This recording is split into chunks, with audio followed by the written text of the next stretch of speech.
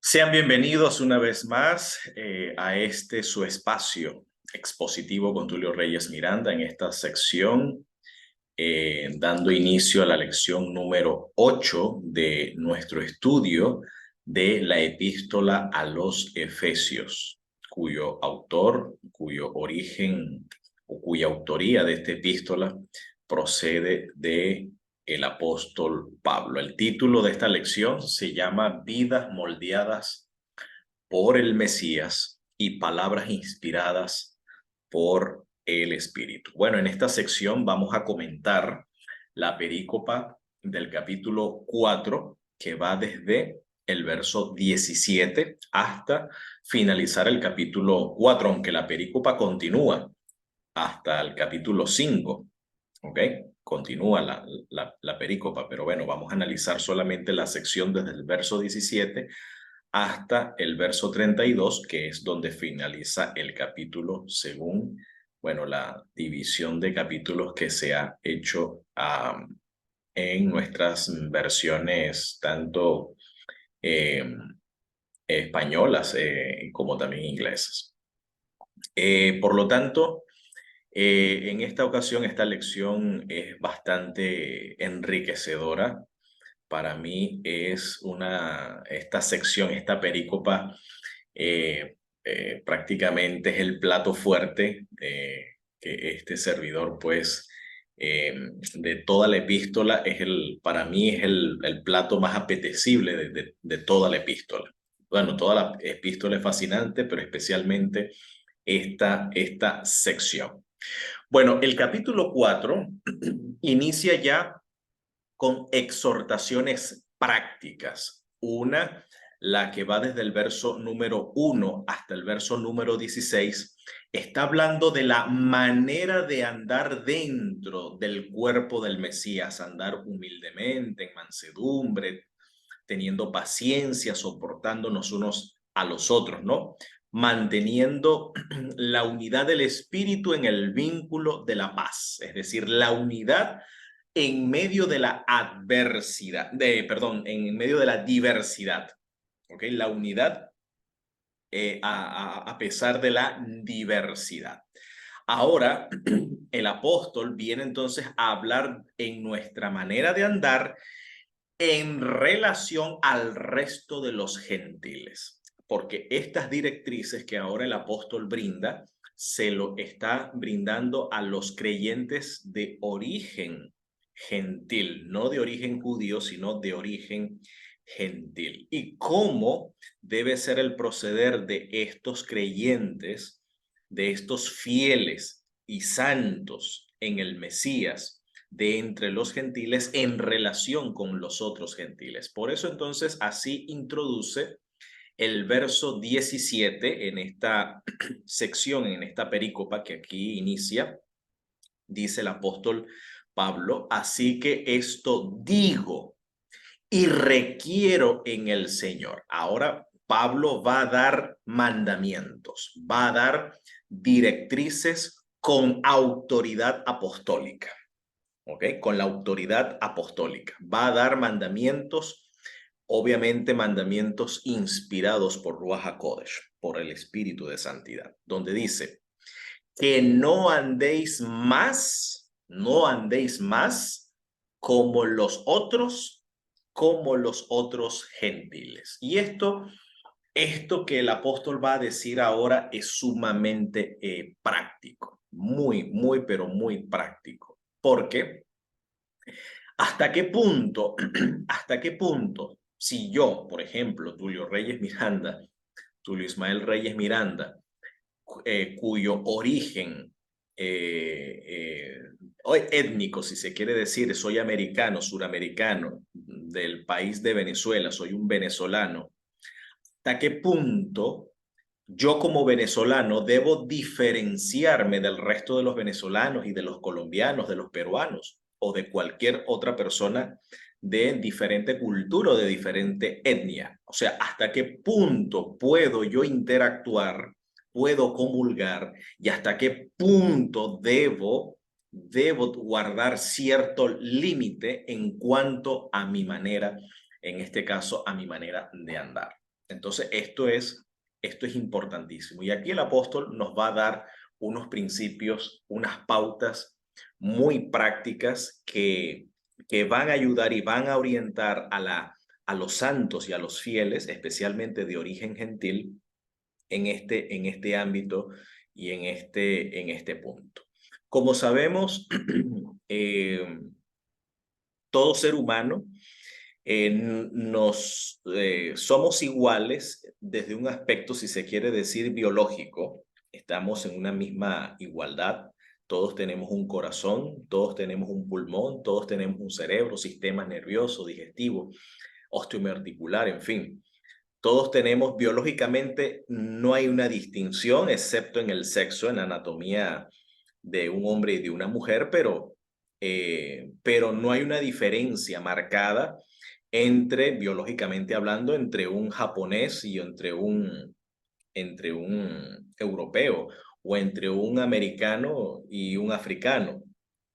Hasta ahora no se ha dicho, mira, aquí tenemos el corazón de un japonés y aquí tenemos el corazón de un africano, o hasta aquí tenemos el corazón de un español y aquí miren el pulmón de un venezolano. Hasta ahora no, nadie ha hecho esa distinción, aunque en la estructura ósea sí se puede ver la diferencia en cuanto a sexualidad entre la estructura ósea de un hombre y de una mujer. Pero lo que básicamente nos diferencia a nosotros los seres humanos es la cultura, porque cada cultura ha integrado un sistema de valores que forma parte precisamente de la conducta, del modo de andar. ¿Ok? Por ejemplo, un aspecto muy marcada en el aspecto de la cultura, por ejemplo, en el Japón se toma la bebida tradicional, es el sake, ¿ok? En cambio, en Alemania es la cerveza. Entonces, el japonés a lo mejor se le presenta una cerveza, muy difícilmente lo vaya a tomar, no va a tener la misma apetencia o el mismo gusto que por el sake y viceversa. Entonces, en cada cultura, los gustos por ciertos alimentos, por ciertas vestimentas, los gustos por cierta música, todo eso es aprendido, todo eso se aprende, ¿ok? Toda conducta desde el punto de vista de la sociología, de la antropología, incluso de la psicología, toda conducta es aprendida, todo es aprendido. Por lo tanto, a lo mejor usted ve a un chino que es normal para ellos ver a un perro asar al fuego lento, a eso para un chino le va a ser deleitoso. ¿Ok? Las papilas gustativas van a comenzar allí a hacer, las glándulas salivales, mejor dicho, van a comenzar a hacer su trabajo de secreción. ¿Ok? A diferencia de nosotros, los occidentales, que al ver un perro, pues asar a fuego lento nos va a generar cierto asco. Y esta diferencia, por qué al chino le produce placer y por qué a nosotros? Es cultura, es gusto, eso fue aprendido. ¿Ok? Eso es cultura, eso es gusto, es un sistema de valor que ellos han integrado y eso precisamente es lo que a nosotros básicamente nos diferencia. Entonces a nosotras en ciertas culturas esa comida genera asco, ¿ok? Genera rechazo y en otros pues genera deleite y placer y hasta apetito, ¿no? Así que eso es lo que a nosotros como seres humanos, como especie humana, nos diferencia. En este caso, la cultura. En este caso, este servidor, pues, le gusta la arepa. ¿Eh? Como venezolano, desarrollé el gusto por la arepa. ¿Ok? Forma parte de la cultura. Pero sabemos o bueno, este servidor sabe que el origen de la arepa, las raíces de la arepa es un plato, es una masa. ¿Ok? Para los que no son de Venezuela, los que pueden escuchar a este servidor, que no son de origen venezolano, la arepa pues es una masa de forma redonda, ¿ok? Que se cuece, se asa o incluso algunos acostumbran a freírlo, en mi caso lo como asado, muy poco, o sea, no acostumbro a comer frituras, sino asado. Una masa en base de harina de maíz. Ahora, las raíces de la arepa antiguamente se le llamaba, los antiguos ancestros indígenas lo llamaban erepa, y era una oblación a la deidad solar, es decir, una ofrenda de harina a la deidad solar. En el oriente del país se utiliza el famoso casabe, que es preparado no a base de maíz, sino a base de harina de mandioca o de yuca, que es un tubérculo. Entonces, por eso la forma redonda, porque era una oblación en honor a la divinidad solar. Ahora bien, siendo estas las raíces, no por el hecho de que yo coma arepa, estoy cometiendo o practicando idolatría, porque cuando yo estoy comiendo la arepa, yo no estoy rindiendo culto o estoy con la intención o con el pensamiento de darle culto a la deidad solar. Sencillamente es un gusto que yo adquirí porque eso fue lo que culturalmente me inculcaron. O sea, me dieron a participar de eso, me gustó y con la, eh, con la repetición y con la continuidad del consumo de la arepa, pues ese gusto y ese apetito por este alimento, pues fue en este caso arraigándose. Así que cada cultura pues tiene sus características peculiares. Por ejemplo, en el Japón, a los muertos, cuando se va al cementerio, allá se les sirve un plato de arroz a los difuntos. Aquí en Occidente se le lleva un ramo de flores. De hecho, hay una anécdota donde un norteamericano fue de vacaciones al Japón. ¿Ok? Y se le ocurrió visitar un cementerio en un cierto lugar del Japón y vio a un japonés, pues, rendirle honores a sus ancestros, llevándole, visitando, pues, a una tumba de algún ancestro y, pues, colocándole una taza de arroz y el norteamericano burlándose de la costumbre japonesa dijo, mire, ¿y tú crees que ese difunto se va a comer esa taza de arroz? Bueno, de la misma manera, le responde el japonés, de la misma manera como ustedes, los muertos suyos le van a oler las flores que ustedes le llevan. ¿Ok? Bueno, entonces desde el punto de vista de la antropología, ninguna cultura es superior a la otra. Desde el punto de vista de la antropología, ninguna es superior a ninguna. Todas son diferentes, sencillamente. ¿Ok? Hay diferencias culturales, pero ninguna superior a, en este caso, a la otra. Ahora bien, dentro de esas costumbres, por supuesto, la escritura y el evangelio establece ciertos parámetros, ciertos límites que van a orientar, ¿ok? Van a dirigir, en este caso, la conducta. Ahora, ¿cómo describe el apóstol Pablo? ¿Cuál es la radiografía, el diagnóstico que hace el apóstol Pablo de un gentil que no, como dice aquí, de los otros gentiles que no participan, en este caso, de la fidelidad del Mesías? Vamos a ver. Dice versículo 17 al 19. Hablando de los otros gentiles que andan en la vanidad o en la vaciedad de su mente. ¿Qué quiere decir el apóstol Pablo con este término, la vaciedad de su mente, el vacío, el sinsentido de la mente? Eso es lo que quiere decir vaciedad, el sinsentido, el no tener un propósito útil, el no tener una utilidad en su mente, en su pensamiento. Es una mente vacía. ¿Ok? De hecho, antes de la creación, lo que existía era un enorme vacío, ¿ok? Un vacío. De hecho, el vacío se compara a las tinieblas, porque luego dice, teniendo el entendimiento entenebrecido, ensombrecido, es decir, lleno de sombras, lleno de oscuridad. O sea, el vacío es eso, el vacío es tiniebla, el vacío es oscuridad. Entonces, la mente de un gentil, sus pensamientos, su razonamiento, su entendimiento es vacío. Está en, no hay luz en este caso, no tiene luz. Lo que supuestamente las ideas, los pensamientos, sentimientos que puede la mente generar, en realidad no tiene ningún sentido, no tiene ninguna utilidad. Ahora, cuando el apóstol Pablo habla de la vanidad o de la vaciedad de la mente, esto podemos interpretarlo de una manera siguiendo un método de interpretación que es el método intratextual. ¿Okay? Analizar las palabras del apóstol en otro documento. Hay un documento gemelo, para mí es un documento gemelo de Efesios, como es la epístola a los Colosenses.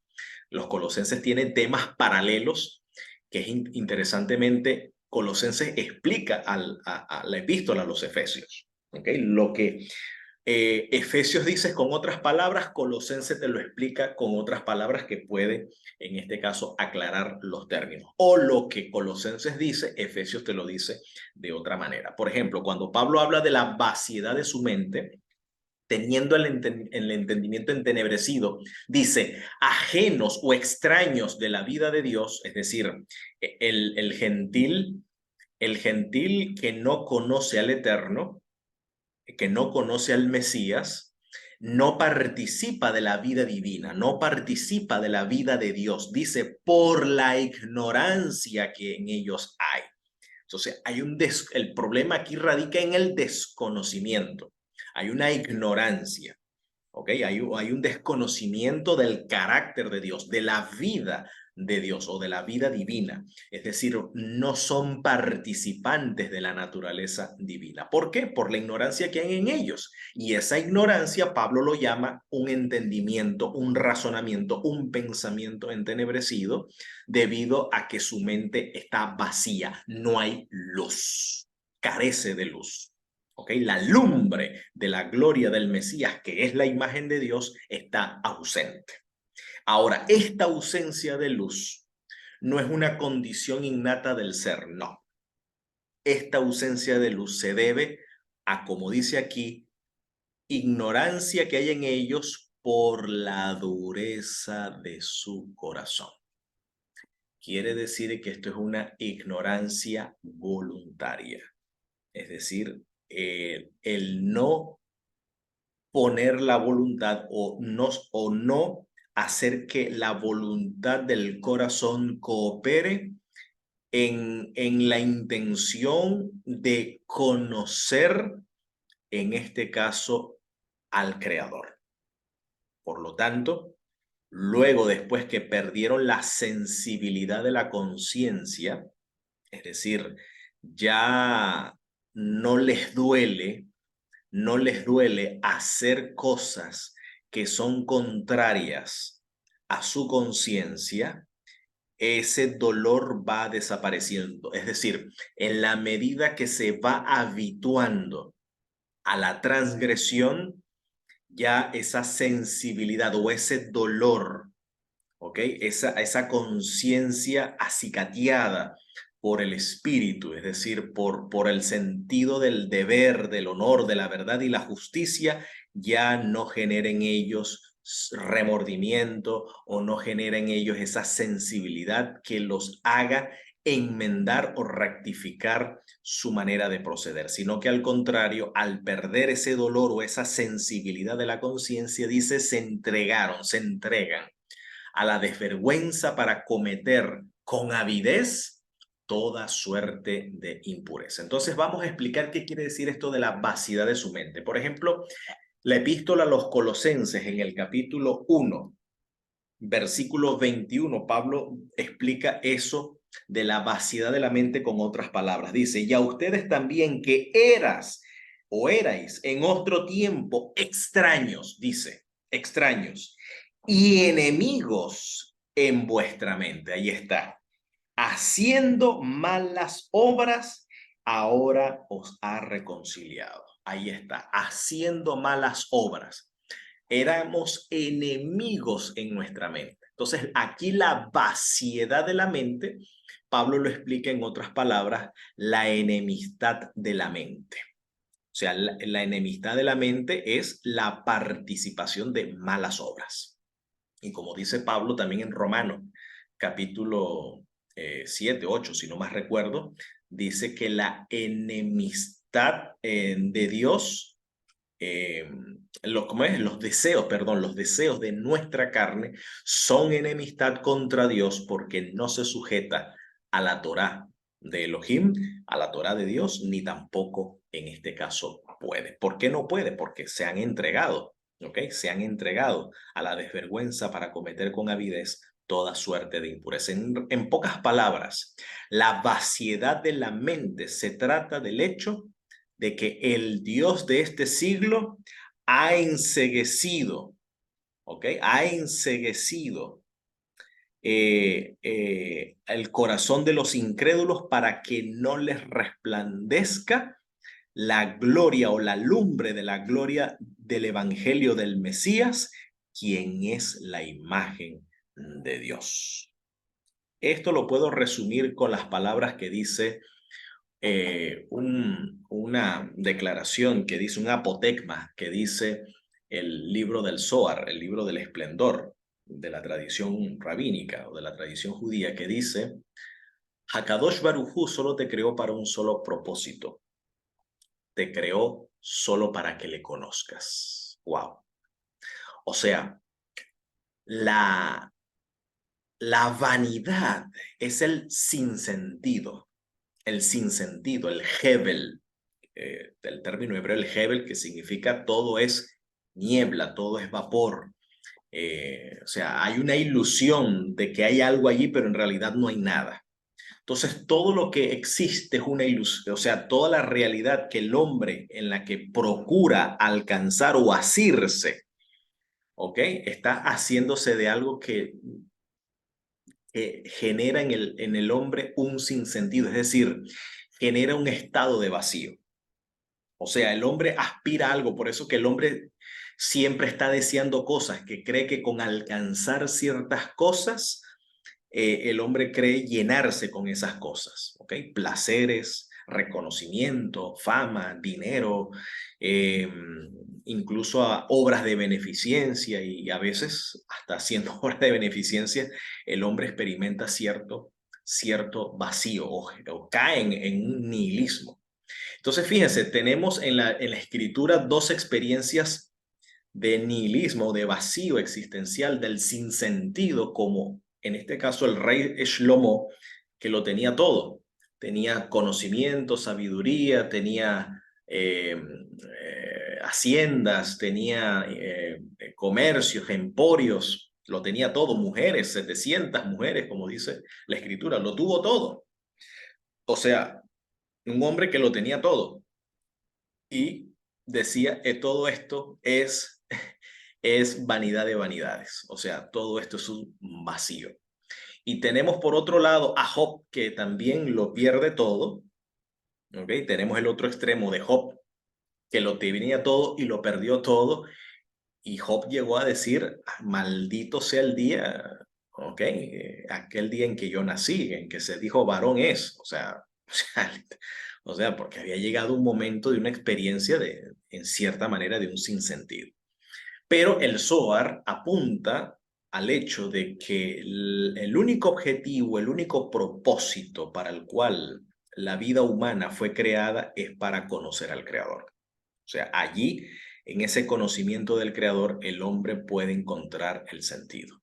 ¿Okay? En esa lumbre, en esa luz, puede el vacío ser llenado. Y de eso precisamente el apóstol lo va a explicar en Efesios 4:20, cuando dice, mas ustedes no habéis aprendido así al Mesías. Esto es interesante. Es decir, que la razón por la cual el gentil vive en la vaciedad de su mente, teniendo el entendimiento entenebrecido, ajenos, es decir, el no participar, el no militar de la vida divina, de la vida de Dios, ¿ok? Sí, de la vida divina, y debido a la ignorancia que hay en ellos por la dureza de su corazón, pues se han insensibilizado en su conciencia entregándose pues a toda suerte de apetitos y deseos de la carne.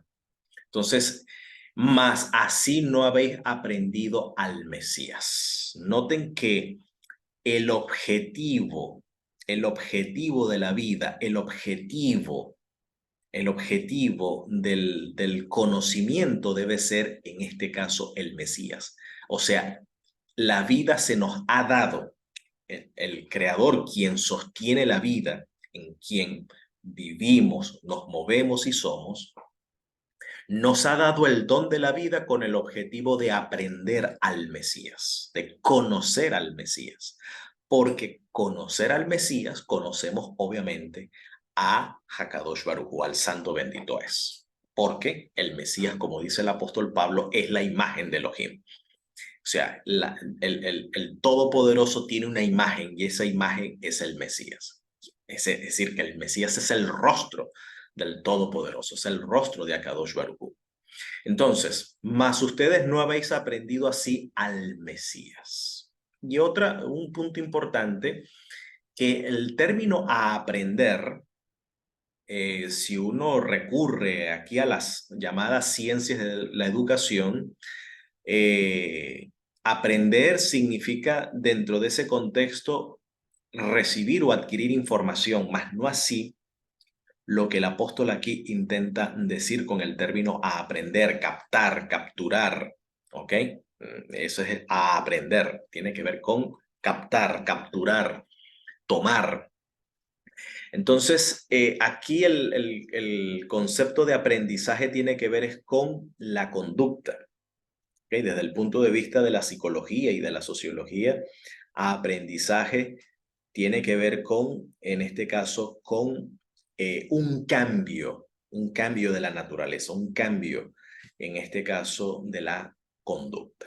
Así que, más ustedes no habéis aprendido así al Mesías. Quiere decir que el objeto de la fe, lo que la fe captura, lo que la fe aprende, lo que la fe viene a asirse es del Mesías. Ese es el objeto de estudio, este es el tema, el contenido de estudio, es al Mesías. O sea, su nacimiento, su vida, su muerte, su resurrección, su obra actual, en su entronización, como dice el apóstol Pablo en Colosenses capítulo 3, ni poned la mira en las cosas de arriba donde está ahora el Mesías sentado a la diestra de Dios. Es decir, el Mesías debe ser el tema, el foco, donde el cual nosotros debemos aprender. Es decir, que el modelo de fe a seguir no es Moisés, no es Abraham, aunque muchos de ellos tenemos nosotros que aprender de sus experiencias, de su testimonio,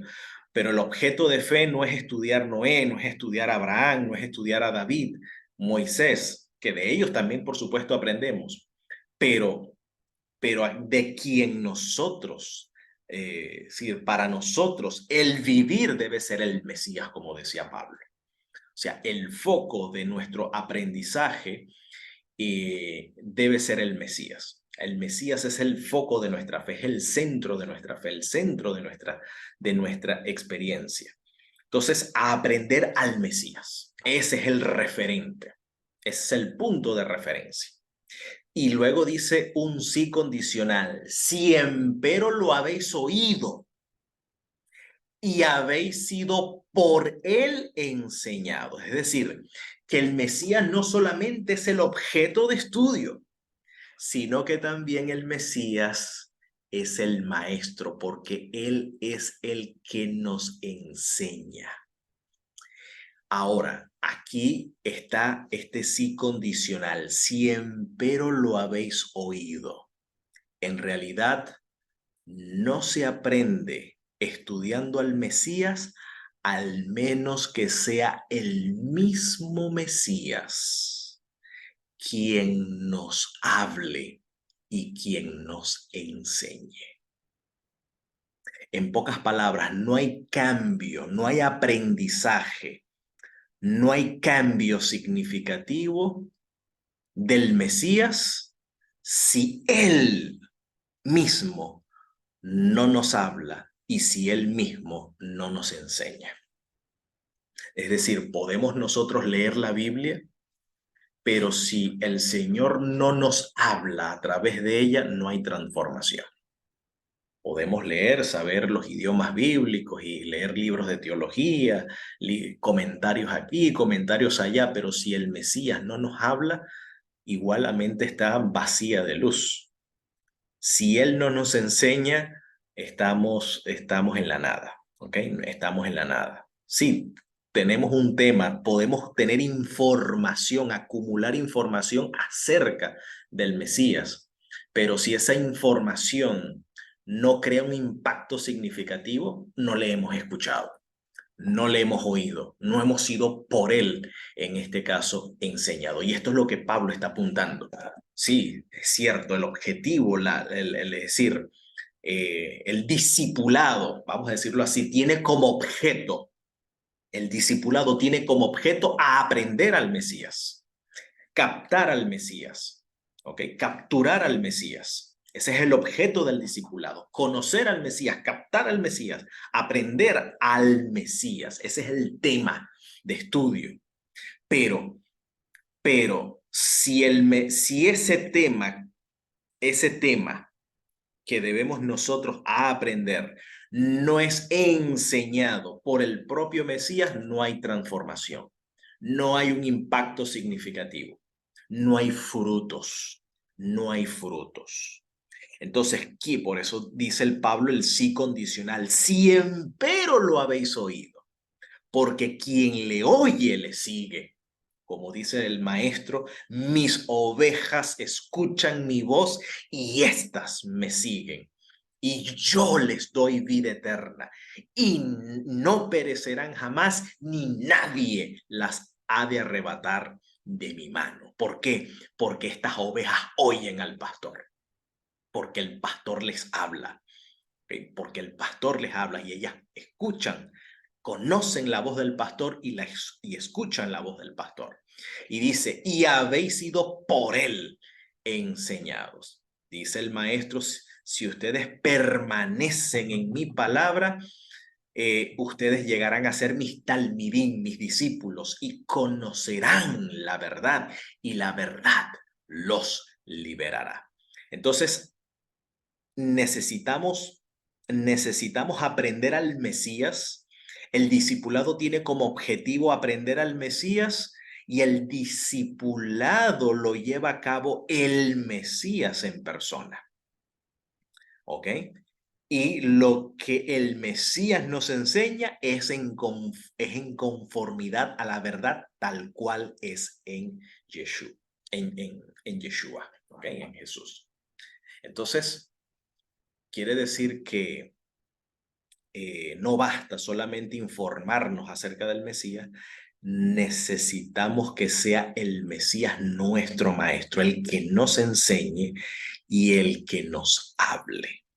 Cuando eso sucede, entonces conocemos la verdad tal cual es en Jesús. Y cuando la verdad, como cual levadura leuda la masa, entonces vamos a experimentar los efectos de esa verdad, los efectos de esa levadura de la verdad que es en Jesús. ¿De qué manera se va a ver esos efectos? Versículo 22 al 24. Que la pasada manera de vivir se abandona y se deja. Por eso dice, si hemos aprendido de Él, si le hemos oído a Él, le hemos escuchado a Él, entonces dejamos en cuanto a la pasada manera de vivir. Hay un cambio significativo, hay una transformación que se experimenta. Es a saber, como dice el apóstol acá, es a saber el viejo hombre que se corrompe conforme a los deseos del engaño o a los deseos del error. Fíjate que el apóstol Pablo utiliza la metáfora del desvestirse, porque en aquel contexto de la cultura grecorromana, los hombres solían utilizar dos tipos de ropa, es decir, utilizaba primero una túnica como una especie de interior, pero era una túnica que llegaba solamente hasta las rodillas y luego sobre esa túnica una vestidura, un vestido, ¿ok? Que le servía para cubrir esa túnica, ¿no? Para cubrir esa túnica, un vestido. De eso Pablo habla del revestirse de Cristo. Ahora, esa era la única ropa, esa túnica y ese vestido era la única prenda de la antigua civilización grecorromana. Por lo tanto, el despojarse de ese vestido implicaría adquirir uno nuevo. Y no es como hoy en día que podemos comprar ropa todos los años y estrenar quizás cada fin de año, como en Occidente se acostumbra a hacer estrenos, ¿no? De ropa, zapatos. Hoy en día es normal tener un escaparate, como dicen en mi tierra, o tener un armario lleno de ropa. Eso es un lujo que tenemos hoy nosotros en día, pero ese lujo no se lo daban a la antigua civilización grecorromana, solamente tenían un solo traje para vestir. Y cuando adquirían una nueva ropa, que de paso era costosa, era cara, era difícil de adquirir, por lo general la otra ropa se despojaba, se desvestía, abandonaba esa otra ropa porque, bueno, ha adquirido una nueva adquisición, si se quiere, en este caso, decir. Y eso es lo significativo que aquí el apóstol está hablando. Bueno, así como ustedes se despojan de esos trapos viejos, de esos trapos que ya están desgastados, así como ustedes se despojan de eso y ya no lo usan más, pues así deben hacer ustedes ahora que han conocido al Señor y han sido por Él enseñados, despojarse del viejo hombre que se corrompe conforme a los deseos del error y renovaros en el espíritu de su mente y vestir el nuevo hombre. ¿Cuál es el nuevo hombre? El Mesías. Pablo dice, todos los que han sido sumergidos en el Mesías, bautizados, sumergidos, inmersos en el Mesías, del Mesías estáis revestidos. El nuevo hombre, la nueva creación, que es creado conforme a la semejanza de Dios en justicia y en santidad de la verdad. Entonces, ¿qué ocurre? ¿Qué ocurre cuando somos enseñados? Cuando aprendemos al Señor, cuando el Señor nos enseña y nos habla. Hay un cambio, hay un cambio de mentalidad, una metanoia, palabra que se traduce como arrepentimiento, pero en realidad se experimenta una renovación de la mente. Ya la mente es iluminada por la luz del Señor.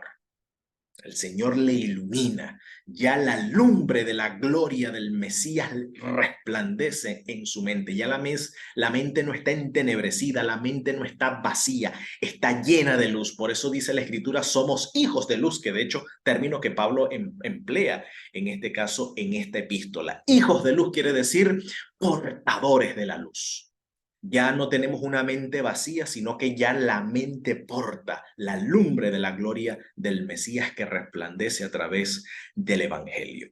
Y esa luz genera un impacto de tal manera que ya nuestro proceder no es el mismo. Nuevos sentimientos, nuevos anhelos, nuevas ambiciones, nuevos pensamientos. Un nuevo proceder se gesta en la naturaleza humana, no como una modificación de los hábitos o de la conducta, sino como una transformación del ser y de la naturaleza. De la naturaleza, fíjense. De acuerdo a Colosenses, capítulo 3, es interesante que Pablo hace el paralelo, ¿no? Hay un paralelo que dice lo siguiente, fíjense.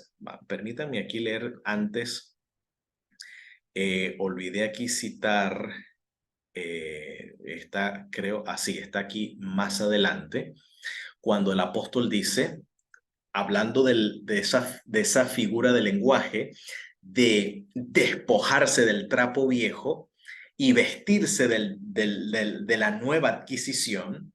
Está hablando de eso lo que sucede cuando aprendemos al Mesías y somos por él enseñado, entonces hay un cambio. hay un abandono de cierta conducta.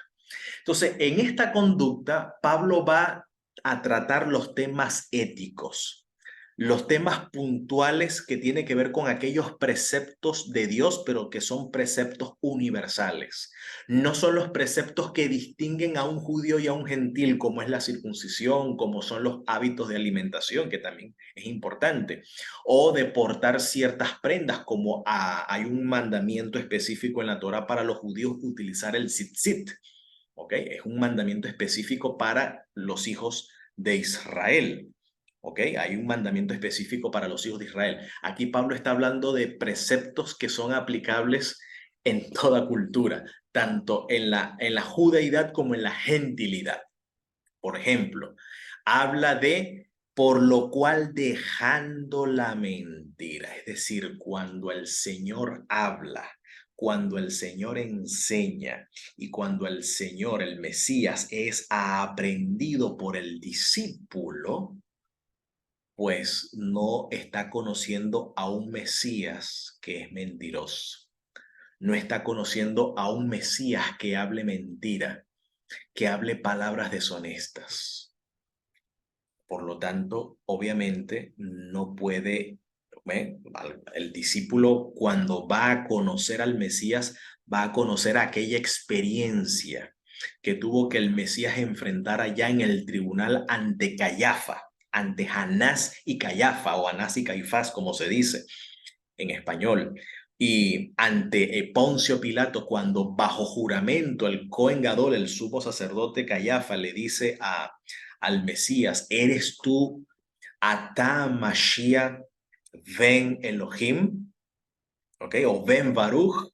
¿Ok? ¿Eres tú el hijo del bendito? ¿Ven? Bajo juramento, el Mesías no mintió. El Mesías valientemente testificó, tú lo has dicho, y ahora verás al Varenash, al Hijo del Hombre, ¿ok? Verás al Hijo del Hombre exaltado a la diestra del poder y viniendo en las nubes los cielos. Es una referencia a la profecía de Daniel 7:13 sobre el Hijo del Hombre viniendo en las nubes y exaltado a la diestra. Es decir, que es acercado ante el anciano de días y se le da pues todo reino, toda potestad y todo dominio. Entonces, ahí el Mesías pudo haber dicho, mira, déjame pensarlo, a ver, no estoy seguro, no estoy convencido. O sea, el Mesías pudo haber, por salvar el pellejo, pudo haber allí dicho cualquier cosa que dudara o pusiera en duda, en este caso, su identidad y salirse allí zafarse, no, zafarse del problema, porque confesar en ese contexto político y social que él era el Mesías, pues sabía lo que le vendría encima. Así que aquí el Mesías, o sea, mantuvo siempre la verdad, habló con la verdad. Por eso dice, por lo cual dejando la mentira, hablad verdad cada uno con su prójimo. ¿Ve? Es decir, si estabas habituado a la deshonestidad, pues al conocer al Mesías y ser enseñado por él, esa esa mentira, esa práctica de la mentira es abandonada. Ese vestido, ese trapo viejo es tirado y ahora recibe una nueva adquisición, un nuevo traje. Habla verdad cada uno con su prójimo. Habla de manera honesta. Mira, si prestaste un dinero a alguien, a tu hermano, a tu amigo, mira, y se te presentó un imprevisto que no lo pudiste pagar en la fecha pautada, tú no te haces el loco. Mira, tú le dices, mire, mi hermano, se me presentó esta situación y creo yo que para tal fecha, mira, yo allí me comprometo a pagarte. ¿Ok? No se hace el loco. No anda allí diciendo mentiras, sacando excusas de donde no las hay. No, no, no, no. Habla verdad, habla honestidad con su prójimo, porque miembros somos los unos de los otros. Airaos, ¿ves? El Mesías se airó allá en el templo cuando lo purificó. Hubo una indignación de la usurería que se estaba practicando en el templo, del aprovechamiento de los más débiles. Eso generó, despertó indignación. en el Señor. ¿Ve? Pero dice, airaos, pero no pequéis, pues no se ponga el sol sobre vuestro enojo ni deis lugar al diablo. Quiere decir que quizás puede ser inevitable el enojo por una causa justa o por una indignación de un hecho injusto o una indignación por un maltrato, por algo que de verdad genere en nosotros malestar, pero que ese malestar no pueda sembrar una enemistad perpetua, sino como dice aquí el apóstol, que el sol no se acabe el día sin que este enojo pueda cesar y pueda entonces dar lugar al perdón, a la reconciliación y a la paz, ¿ok? Porque de lo contrario, entonces le estamos dando cabida al enemigo, a la división, a la división. Por eso este prefijo dia habla de dividir, ¿ves? De crear una ruptura, de crear una separación, ¿ok? Cuando nosotros, como esta epístola lo enseña, debemos procurar la unidad del espíritu en el vínculo de la paz. Y otra cosa, el que hurtaba ya no hurte más, no robe, ¿ok? No cometa fraude, no haga allí trueques allí deshonestos. No, el que hurtaba o no hurte más, antes trabaje, la cultura del trabajo, ¿ok? Obrando con sus manos lo que es bueno para que tenga de qué dar al que padece necesidad. O sea, de un ladrón ahora es un benefactor. Esto es las maravillas que el Mesías hace. Bueno, estas obras son las que habla Efesios capítulo 2, creados en Cristo Jesús, creados por Dios en Cristo Jesús, en el Mesías Yeshua, dice, por medio de buenas obras, las cuales Elohim preparó de antemano para que anduviésemos en ellas. O sea, esta es la creación, esta es la poesía, la hechura que Dios hace en nosotros en el Mesías y por medio del Mesías, por medio de estas buenas obras. El que hurtaba no hurte más, ya no practique, ya no siga en este camino. Pero imagínense si tenemos a un creyente que de pronto le dan trabajo en el banco y le ponen cierta cantidad medio mal puesto allí, una suma importante, una suma cuantiosa, y el hombre tiene hábitos de robar y de tomar lo que no le pertenece, ¿ok? Hasta puede justificar, tan habituado puede estar que la persona pueda razonar y justificar su robo diciendo, ¿no será esto providencia divina? ¿Ok? Y de esa manera pues le eche guante a aquel asunto. Bueno, allí con ese tipo de razonamiento se le llena el balde de agua, ¿no? Se le llena el cuarto de agua. Entonces, no, aquí el apóstol es contundente, no hurte más. Antes trabaje, la cultura del trabajo, de obtener las cosas, o sea, como dice el apóstol Pablo, el que no trabaje, pues no tiene derecho, en este caso, no tiene derecho a comer. Pablo habla de la cultura del trabajo, de la dignidad, en este caso del trabajo, obrando con sus manos lo que es bueno, haciendo con sus manos lo que es bueno, para que tenga que dar al que padece necesidad. Es decir, compartir también de nuestros esfuerzos, poder compartir con aquel que tiene menos desventaja o a los que están en menos desventaja que, en este caso, que nosotros. Por otro lado, ninguna palabra, ahora va a hablar de la palabra, nuestro habla, ninguna palabra corrompida salga de vuestra boca. ¿De qué palabras corrompidas está hablando? Bueno, uno, la mentira. Otro, tiene que ver con la maledicencia, a lo que a continuación va a mencionar, sino que la palabra sea para edificación, que sea de agrado a los oyentes. O sea, agrado quiere decir Lo agradable es aquello que les sirva de utilidad y de edificación, porque de lo contrario, nuestras palabras pueden entristecer al Santo Espíritu de Dios, entristece, con el cual está sellado hasta el día de la redención. Esto no quiere decir que la palabra corrompida enoja al espíritu y el espíritu se aparta. No es como que el espíritu eh, llega y viene dije algo malo y el espíritu se acerca otra vez, o dije algo bueno y el espíritu se acerca, dije algo malo y el espíritu se aleja. No, lo que dice acá que el espíritu se entristece por esta manera de proceder cuando no rendimos nuestra voluntad a su influencia que nos atrae al Salvador.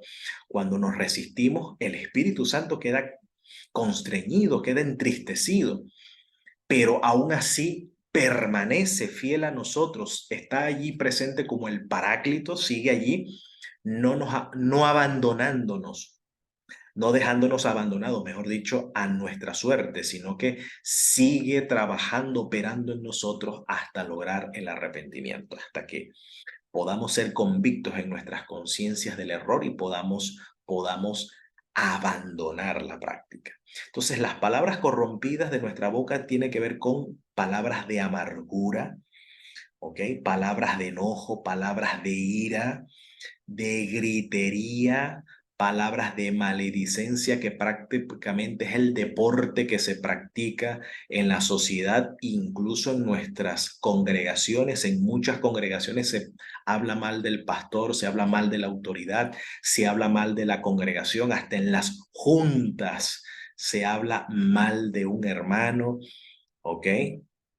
Entonces, la maledicencia, es decir, palabras, hablar mal a las espaldas, eso, hablar mal, ¿ok? Sencillamente por comentar, por chismear, por satisfacer la curiosidad del otro, que el otro que dijo, que el otro que hizo. Eso debe ser retirado, debe ser abandonado. Donde Cristo, donde el Mesías mora y habita y reside, esta práctica debe desaparecer. Esta práctica debe estar ausente. ¿Ok? Esto debe desaparecer. Esto no forma parte de la ética del andar en el Señor, en andar en el Mesías. Porque entonces estamos en una condición de igualdad del resto de los otros gentiles. Entonces, en estas cosas, bueno, si en algún lugar es muy común practicar el chisme, como dicen por allí, en pueblo chico, infierno grande, bueno, porque todo el mundo se entera de la vida de todo el mundo. Bueno, ese no debe ser nuestro proceder. Andar averiguando, andar entrometiéndonos en lo ajeno sobre la vida de los demás o la vida del hermano. Vamos a ver, averiguar en qué anda el hermano. No, no, no. ¿Ok? Eso no es de nuestra competencia. Entonces, esto, la maledicencia, sea quitada de ustedes y toda malicia, malas sospechas. Bueno, dice por allí, piensa mal y acertarás, dice por allí un famoso refrán, pues eso debe cesar de nuestra práctica. Dice una máxima de la tradición de la ética judía, del Musar judío, que siempre debemos juzgar a nuestro prójimo del lado bueno. Juzga siempre del lado bueno. ¿Ok? O sea, en la tradición judía, en el pensamiento rabínico, si tú ves a alguien, fuiste testigo de que la persona estaba haciendo algo mal, tú no debes ser ávido en de una vez dar sentencia, incluso darle, a pesar de lo que está haciendo, que a lo mejor lo estás viendo que está haciendo algo malo, todavía tú debes juzgar a esa persona favorablemente, dándole el beneficio de la duda del por qué esa persona está haciendo o está actuando así. Imagínense ustedes. O sea, siempre juzgar del lado bueno, no ser rápido, o sea, presuroso en emitir juicios. Bueno, por eso existen los llamados prejuicios. Las personas siembran prejuicios, se hacen una idea de alguien, interpreta a alguien y bueno, eso crea división, crea ruptura, crea pleitos. Entonces, bueno, entonces esta malicia, esta mala sospecha debe ser quitada de nosotros. Antes sean, como dice aquí, benignos. O sea, esta malicia debe ser reemplazada por la benignidad. Eso es benignidad, no tener malas sospechas. ¿Ok? Misericordioso, dice misericordioso, perdonándonos los unos a los otros, teniendo como referente la cruz. Dice, como también Dios os perdonó en el Mesías. Y esto es interesante, que lo que ocurrió en el Mesías en la cruz, allí Dios nos perdonó. Allí firmó el Eterno los documentos de nuestra emancipación. Ya el perdón, nuestro perdón, el tuyo y el mío y de toda la humanidad, fue ganada por Cristo para nosotros. Ya Cristo ganó el perdón para todos nosotros. El perdón ya fue dado.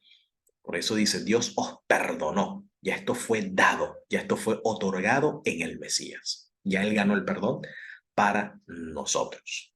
Ahora, no solamente Él ganó el perdón, sino que también ahora el Mesías, Dios a través del Mesías dispensa su gracia, es decir, dispensa el poder para darnos victoria en cada una de estas concupiscencias, de estos malos deseos, amargura, darnos la victoria sobre el enojo, sobre la ira, sobre la gritería, sobre la maledicencia, incluso de malos pensamientos o malas sospechas. Eso es malicia.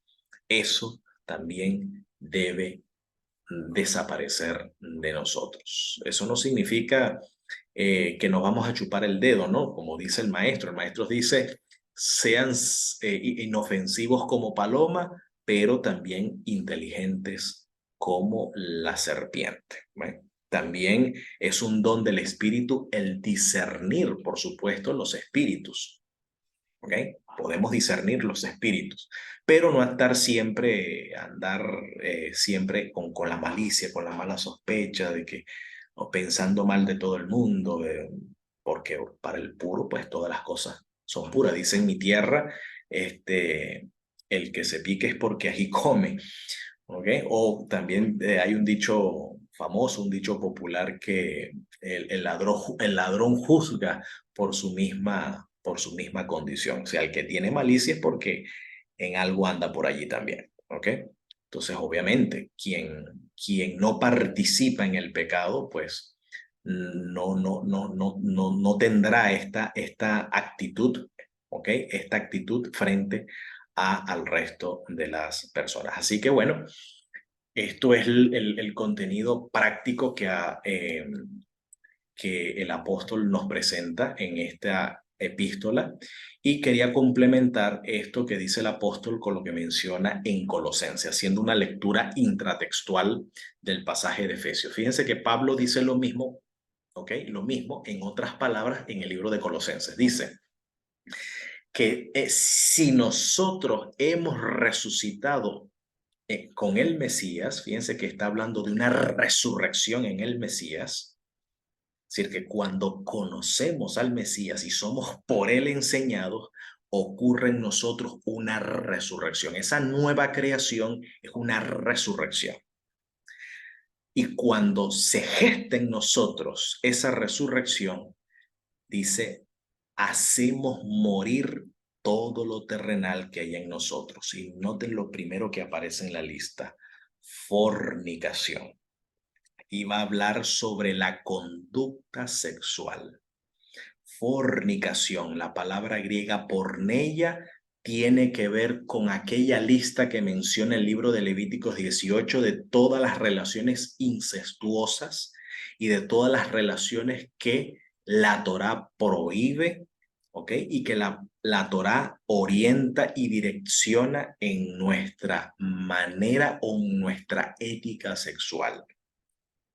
Fornicación o porneia tenía que ver con la práctica de visitar los templos donde habían sacerdotisas o sacerdotes, en el que a través de la, de las relaciones sexuales, por supuesto, se rendía culto a la deidad. ¿Ok? Esa era literalmente la práctica de la fornicación. La fornicación nace con la religión, ¿sabe? O sea, la fornicación está muy entremezclada con la religión. La fornicación también tiene que ver con el pago de una prostituta, o en este caso de pagar para tener sexo. ¿Ok? Eso está prohibido en la Torá. ¿Ok? Esto no forma parte de la ética de uno que está en el Mesías. Pagar en este caso, por sexo. ¿Ok? Ese no es el proceder, esa no es la ética. Y mucho menos sexo como parte de un rito religioso. ¿Ok?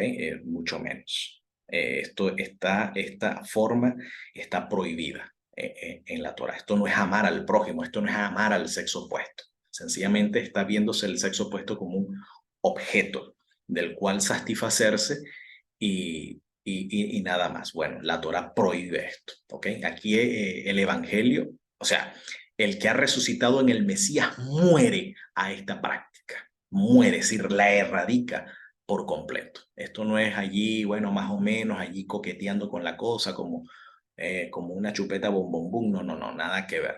Esto debe ser erradicado. La inmundicia. Inmundicia tiene que ver con todas aquellas prácticas que traen en deshonra el cuerpo, como la homosexualidad.